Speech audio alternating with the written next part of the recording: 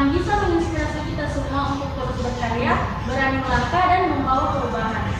Saya Siti Aisyah Amini akan menemani Anda selama beberapa menit ke depan dalam perbincangan yang dijamin penuh inspirasi dan motivasi. Nah, hari ini kita akan kedatangan sosok muda berbakat dan tidak hanya aktif sebagai mahasiswa manajemen di Haji dan Umroh di UIN Alauddin Makassar, tapi juga sering tampil sebagai MC, aktif di lomba-lomba puisi, ceramah, pidato, hingga organisasi kemanusiaan seperti PMI, cabang Mual dan organisasi DA Public Speaking. Siapa lagi kalau bukan Kak Citra Roshidanur. Yuk kita langsung saja sambut Kak Citra. Halo. Oke, baik, pertama-tama perkenalkan nama saya Citra Roshidanur. Saya mahasiswa aktif dari Universitas Islam Negeri Alauddin Makassar, jurusan Manajemen Haji dan Umroh. Wah, senang sekali ya bisa ngobrol bareng Kak Citra hari ini. Mendengar sedikit cerita tentang aktivitasnya saja sudah terasa awal semangat dan motivasinya ya teman-teman. Nah, supaya kita semua bisa lebih mengenal perjalanan Kak Citra dan belajar dari pengalaman-pengalamannya, saya mau ajak kita semua ke sesi bincang-bincang lebih dalam nih. Yuk kita mulai dengan pertanyaan pertama. Nah, Kak Citra bisa ceritakan sedikit tentang keseharian Kak Citra sebagai mahasiswa? Kalau berbicara sedikit tentang keseharian saya sebagai mahasiswa Universitas Islam Negeri Alauddin Makassar, seperti mahasiswa pada umumnya ya Kak, maksudnya di sini saya berangkat pagi untuk kuliah, dan setelah kuliah kalau memang ada job dari untuk MC dipanggil oleh dosen, maka saya berangkat ke sana, dan ketika sudah tidak ada lagi maka saya berangkat untuk ke organisasi saya yang saya masuki selama ini. Nah, baik. Nah, menurut Kak Citra, apa sih motivasi kakak untuk aktif berbagai bidang seperti puisi, ceramah, dan organisasi lainnya Kak? Yang memotivasi saya, yang pertama sih ada waktu saya SMA, ada guru saya di pondok pesantren itu yang mengajarkan saya tentang public speaking, yang selalu mendorong saya bahwa saya bisa mengisi, bisa puisi, bisa ceramah, apapun itu bisa public speaking. Tapi di situ saya berpikiran bahwa saya tidak bisa, karena Citra yang dulu bukan Citra yang sekarang. Citra yang dulu itu pemalu, overthinking, negative thinking, pokoknya semua ada di situ, kayak tidak kepercayaan diri saya pun hilang pada saat itu. Dan ketika ada lomba pada saat itu yang saya ingat puisi tingkat nasional, itu hari daring, maksudnya online kirim video. Nah, pada saat itu kan saya disuruh bilang, Citra, kamu ya yang lomba puisi, bilang, oh iya. Nah, setelah itu saya mengikuti. Pada saat itu saya diajar setiap hari, everyday, sama guru saya, dan saya pokoknya di situ saya dimarahin, saya disuruh membangkitkan diri saya lagi supaya bisa lebih percaya diri pada diri saya sendiri. Jadi yang memotivasi saya untuk selalu percaya diri itu guru saya, dan kedua ibu saya sendiri. Itu saya. Bagus sekali ya motivasi dari Kak Citra ini. Nah, selanjutnya apa sih tantangan terbesar yang pernah kakak hadapi selama aktif di banyak kegiatan ini? Kalau masalah tantangan yang paling besar itu ada di masalah waktu sih Kak. Nah, masalah waktu yang saya biasanya ada kegiatan saya yang bertepatan, contohnya kayak MC, dan biasa ada kegiatan di organisasi, dan itu sangat membuat saya biasa kebingungan apa dulu yang saya harus lakukan yang pertama. Tapi biasanya kalau saya untuk membagi waktu, biasanya saya memprioritaskan apa yang menjadi kepentingan saya untuk pribadi saya dan apa yang bermanfaat untuk di sekitar saya, dan setelah itu saya berangkat pada apa yang saya harus lakukan. Misalnya ya. Nah, selanjutnya nilai atau prinsip apa yang selalu kakak pegang untuk tetap semangat dan fokus dalam melaksanakan kegiatan-kegiatan yang ada? Kalau prinsip yang saya pegang itu orang tua saya selalu bilang kepada saya, termasuk ayah saya sendiri, bahwa Citra, kemanapun kamu berangkat, ketika sesuatu yang kamu lakukan itu bermanfaat bagi orang tua, bagi sekitarmu, dan juga termasuk dirimu, maka lakukan. Jangan ragu untuk mengambil jalan yang telah kamu pilih. Itu sih yang orang tua saya, ayah saya sendiri bilang kepada saya. Maka saya sampai sekarang, ketika saya menentukan jalan itu, maka saya akan, selama jalan itu pun baik, maka saya akan melaksanakannya sampai kapanpun. Baik. Nah, selanjutnya Selanjutnya, siapa sih tokoh yang paling menginspirasi kakak dan kenapa tokoh tersebut sangat menginspirasi kakak dalam hidup kakak?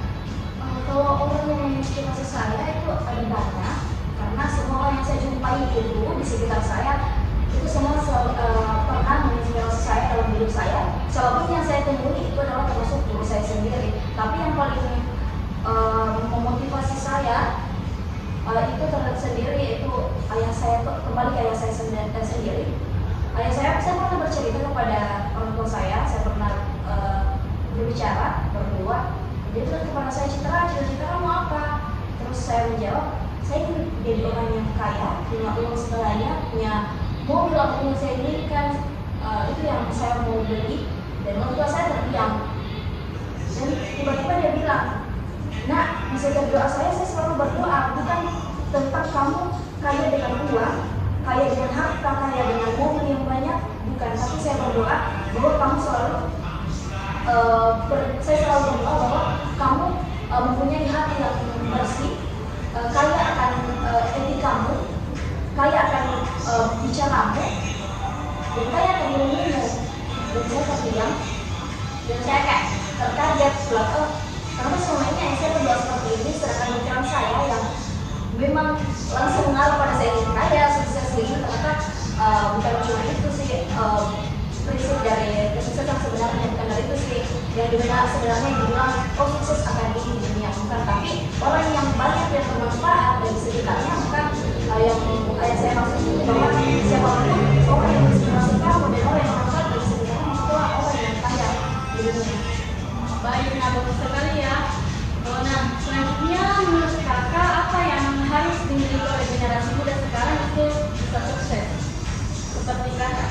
Kalau mengenai sukses kak, saya juga sekarang masih mencari sebenarnya bagaimana sih sukses itu yang sebenarnya, bagaimana sih jalannya, bagaimana sih itunya. Tapi kalau untuk menuju ke sana, yang saya bisa terapkan sih yaitu yang pertama tahu untuk membagi waktu antara yang mana yang diprioritaskan, dan tidak apa-apa ketika kalian semua ingin masuk organisasi ini, kegiatan ini, tapi harus tahu membagi waktu. Dan yang kedua, harus konsisten dengan apa yang kamu lakukan hari ini dan esok. Contohnya kamu bisa membagi memang waktu kamu jam begini, jam segini, oh iya aku lakukan ini, dan yang selanjutnya lakukan ini. Konsistensi. Dan yang ketiga, dengan kata orang tuamu ataupun orang tua yang katakan, tapi ketika itu bertentangan sama dirimu, maka katakan sesuatu yang baik kepada orang tuamu jika memang itu beda dengan pendapatmu sendiri. Tapi ketika itu baik, maka lakukan apa yang orang tua minta, karena doa dan kedua orang tua itu akan membawa pada kesuksesan. Baik, selanjutnya mungkin ada tips khusus bagi teman-teman yang ingin aktif berbicara di depan umum atau menjadi MC seperti kakak. Kalau tips sih yang pertama saya ceritakan dari pengalaman saya sendiri. Yang pertama, saya aktif untuk bisa berbicara. Dari cerita saya yang pertama bahwa guru saya memaksa saya untuk MC sekolah maupun perpisahan sekolah saya yang dihadiri oleh 2.000 orang di pondok pesantren saya, dan saya disuruh untuk berbicara di depan umum sebanyak itu. Sedangkan citra yang introvert yang saya maksud tadi, wah tidak segampang itu untuk membawa naskah saya di depan banyak orang. Dan kalau menurut tips, yang pertama saya itu otodidak. Yang pertama, saya cita-cita saya sebenarnya saya ingin menjadi pramugari. Nah, ketika saya mencari dan ada pramugari di YouTube, saya mengikuti cara bicaranya kayak semoga diri punya rumah. Kayak saya ikutin itu kan kak. Nah terus setelah itu, wih, bagus intonasinya. Kok bisa ya orang berbicara seperti ini? Nah, tapi kan saya gagal dalam hal itu. Maksudnya saya tidak berhasil untuk membuat cerita saya di pramugari itu. Nah, setelah itu saya mengaplikasikannya di dalam public speaking saya. Kalau saya MC, yang saya memakai intonasi yang ada pada pramugari itu sendiri. Saya mengambil dari situ, dan dari otodidak itulah saya belajar. Saya menonton YouTube bagaimana cara mengeluarkan suara diafragma sama di bagian suara yang bagian bawah di sini, dan cara mengeluarkannya. Itu aja sih Kak kalau bagi tips. Yang penting kalian semua jangan merasa takut, perbaiki niat.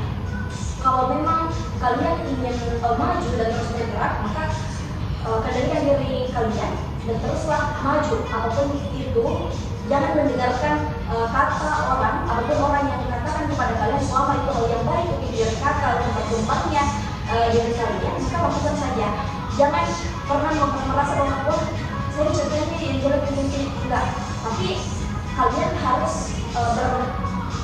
berpositif thinking bagaimanapun itu ketika itu hal yang baik dan itu juga baik bagi sekitarnya dan untuk dirimu, maka lakukan saja. Nah, Masya Allah sekali ya, luar biasa sekali perjalanan dan semangat dari Kak Citra Syudanur ini. Banyak perjalanan yang bisa kita ambil mulai dari pentingnya manajemen waktu, semangat dalam berkarya, hingga berani tampil di depan umum. Nah, terima kasih banyak untuk Kak Citra atas waktunya. Semoga terus sukses dan banyak menginspirasi teman-teman di luar sana. Dan untuk teman-teman semua, ingat bahwa setiap langkah kecil hari ini bisa jadi pijakan menuju masa depan yang gemilang. Saya Siti Aisyah Amini pamit undur diri dan